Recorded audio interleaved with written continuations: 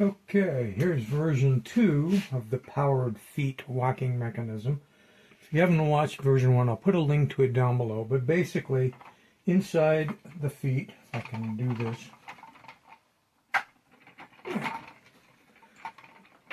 there we go.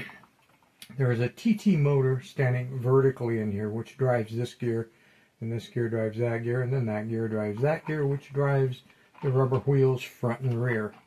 Same thing in both feet.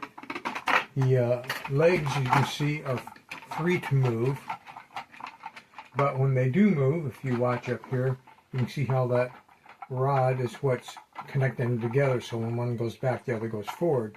And that centerpiece, you can see, moves, and on there I have a snap action switch that when it goes over and hits that screw, locks it in that position, and when it comes over and hits that screw, it locks it in the other, and that's what tells it to change motors.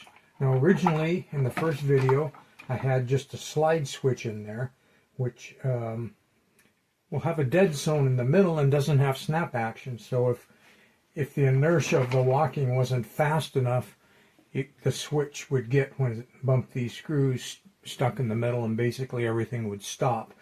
The one cure for that would be to replace these hard posts with stiff springs, which pushed against the slide switch lever, and once it had enough force to make the slide switch lever move, then the spring, once the lever is moving, would have enough to keep it moving all the way over, and things would keep working.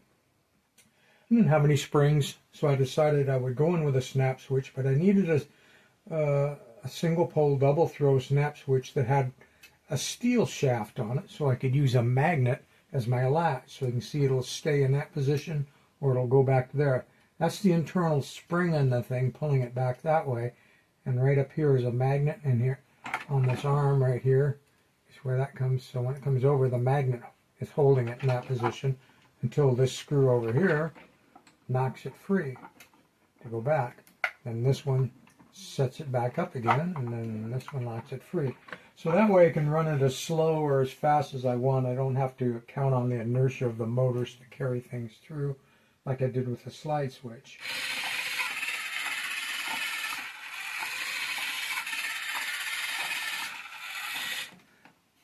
So, I think that's about all I had to say about this particular version. There'll be more to this project, so please stay tuned, and might explain kind of why I'm dealing with this.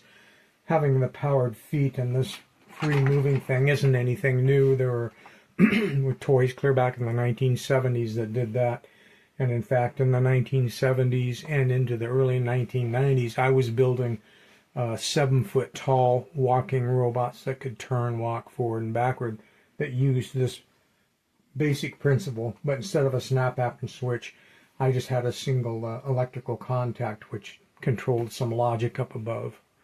Actually, I used relay logic to keep everything really simple. But I say, it's not a new concept. It's just one I hadn't explored on this channel, and I thought some of you might enjoy seeing it.